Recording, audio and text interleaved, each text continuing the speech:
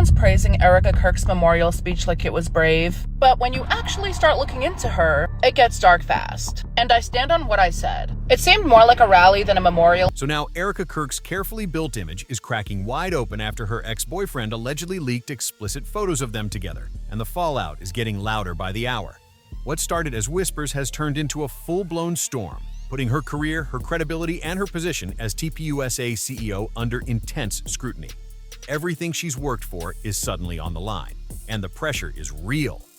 But here's where things take a serious turn. There's growing speculation that some of the photos being quietly passed around in private online spaces may have been taken while Erika was still married to Charlie. And if that's true, this isn't just messy. It rewrites the entire timeline she's told the public for years. Because now people aren't just side-eyeing the photos, they're questioning the story.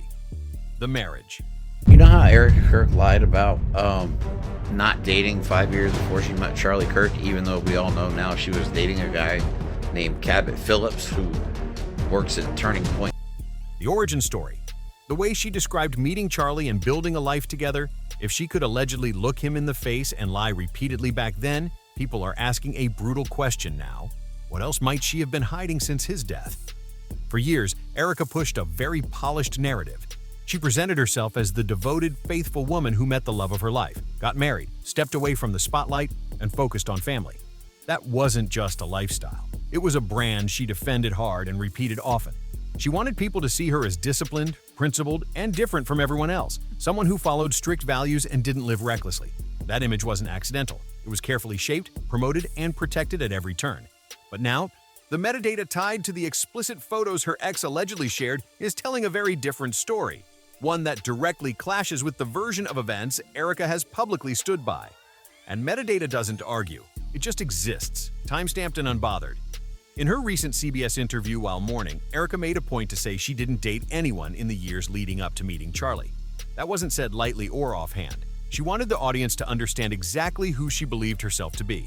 She wanted the world to see her as pure, disciplined, and set apart, not one of those girls, as she framed it herself. But what I will say is, when I lived out here, I was here for 5 years. I never dated here because I saw vicariously through my roommate how terrible it was.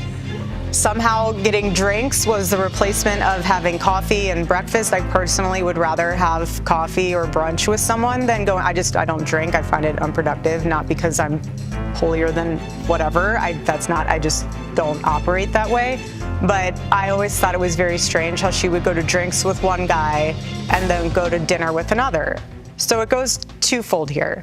That framing mattered, because now every word from that interview is being replayed, re-examined, and weighed against what's coming out. So, with all of that in mind, listen closely to what she said next, because in light of these allegations, the meaning hits very differently now.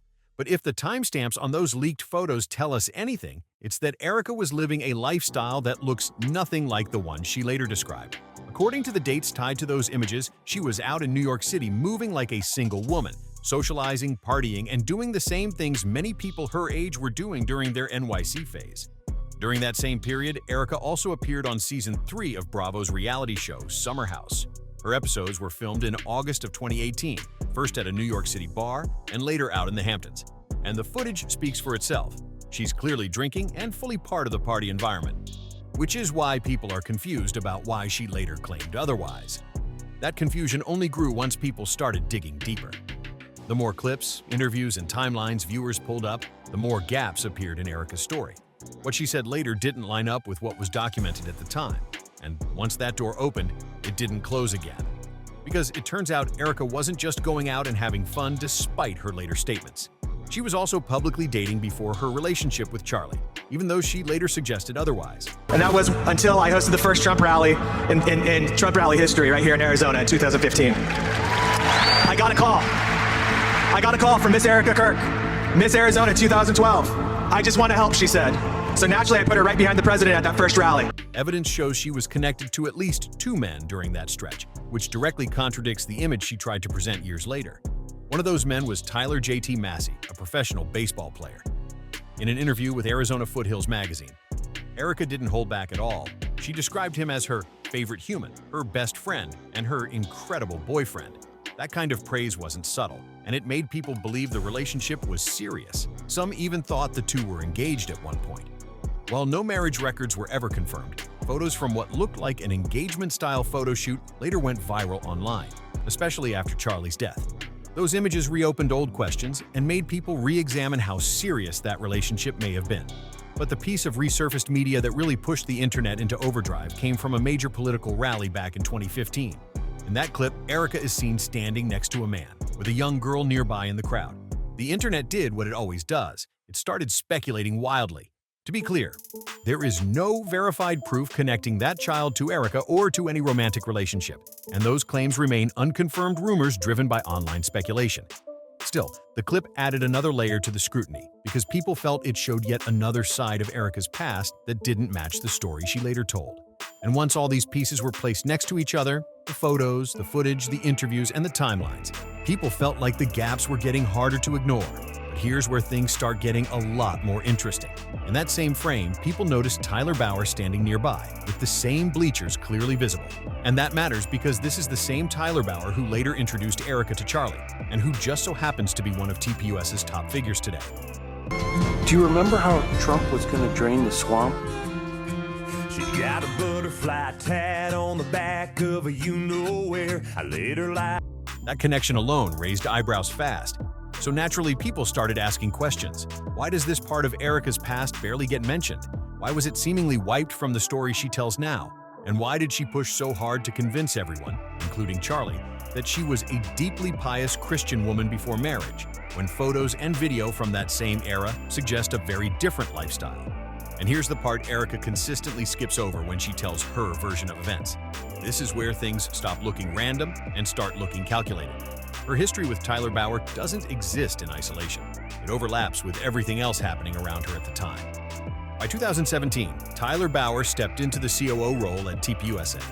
Not long after that, he arranged what was presented as a professional job interview between Erika and Charlie. But somehow, that interview quietly turned into their first date, a detail that already raised questions on its own. Because before that introduction ever happened, Erika wasn't single, wasn't searching, and wasn't living the story she later sold to the public. At that time, she was still in an active relationship with Cabot Phillips. Once people began lining up dates, interviews, and appearances, that overlap became impossible to ignore. And Cabot wasn't just some random ex. During that same period, Charlie was publicly clashing with Ben Shapiro over internal political disagreements and influence within conservative media circles. At the same time, you know, the men that are they're grabbing the low-hanging fruit, meaning on the apps. Women get upset when they go on a date with a guy they found on an app and all of a sudden they ghost them. To me, it's because the guy didn't have to hunt for them. Not saying they have to hunt for a woman, but they do have to seek out a wife. Cabot was working directly under Shapiro as a senior editor at the Daily Wire, firmly tied into the same inner network. Charlie even spoke openly about targeting what he saw as that influence. So, when people connected all these dots, the relationships, the timelines, the introductions, and the power circles, they stopped seeing coincidence and started seeing a pattern that raised serious questions. That detail alone raised eyebrows, but it didn't stop there. An old tweet from Cabot resurfaced showing him and Erika on a painting date, posted in September 2017. The caption read, "Yes, we're that couple that gets painting lessons together," casually confirming they were together at the exact time Erika later claimed her life was quiet, disciplined, and untouched by dating. And it gets even more uncomfortable when you zoom out.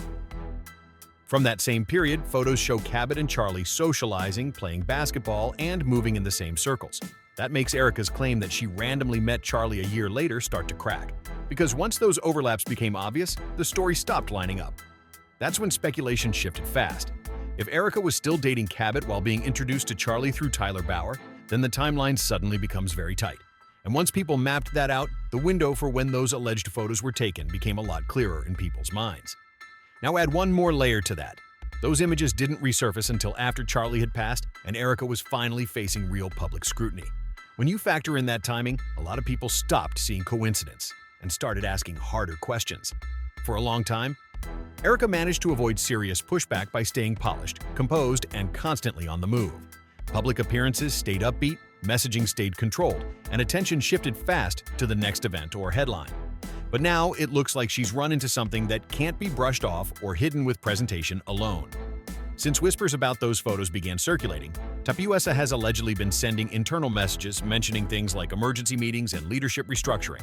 Behind the scenes, the pressure appears to be mounting, and according to multiple reports, Erika's position as CEO is now under serious threat. That's the same role she stepped into very quickly after Charlie's passing, a move that already raised questions at the time. And while those photos may never reach mainstream media because of how explicit they are, the damage is already done.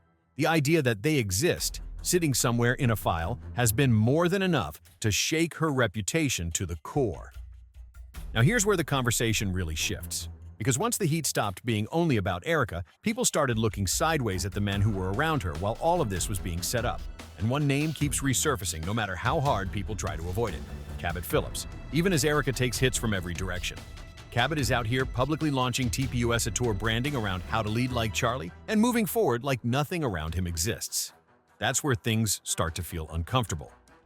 Because his proximity to this entire situation isn't some small footnote, it's central. And the silence around that proximity has only made people ask louder questions, especially when you look at Cabot's political background. His ties were never distant or minor. His father, Tim Phillips, wasn't just another operative, he was a major Republican power player and the former head of Americans for Prosperity, until he was abruptly forced out in 2021. The organization cited vague, personal impropriety, offered no real explanation, and then went completely quiet. That same silence showed up again when people began digging deeper into Cabot's background. Online posts resurfaced from individuals claiming personal familiarity with the Phillips family, alleging involvement in a highly insular religious community in Leesburg, Virginia. These claims were never verified, but they raised eyebrows fast because no clear answers followed. People also noticed that Cabot's brother was listed on Cornerstone Chapel's website as an assistant pastor working with youth programs. To be clear, there's no wrongdoing alleged there, but the overlap between religious influence, political power, and complete silence added to the discomfort people were already feeling. Then there's the detail the internet refuses to let go of: Cabot's pizza-themed tattoo. On its own, it wouldn't mean anything, but people connected it to Charlie's past public comments where he claimed certain symbols and language could be used by bad actors to hide disturbing behavior. That connection, fair or not, sent speculation into overdrive. Stack all of that together, and suddenly the question isn't just why Cabot introduced Erika to Charlie, it's whether he already had leverage when he did. Because if the timeline lines up, those photos didn't just sit quietly for years by coincidence. The fact they resurfaced only now doesn't feel random to a lot of people. It feels intentional. Now that Erika's image is cracked beyond repair, she appears to be looking toward the people who once claimed to have her back.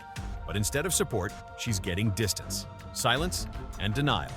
Meanwhile, the same names keep showing up at every key turning point, which is why the only question hanging in the air now is this: is Erika finally being exposed for good, or is someone pulling leverage they've had all along? If you made it this far, make sure you like the video, subscribe to the channel, drop a comment with your thoughts, and share this so others can see the full timeline. And as always, I'll see you in the next video.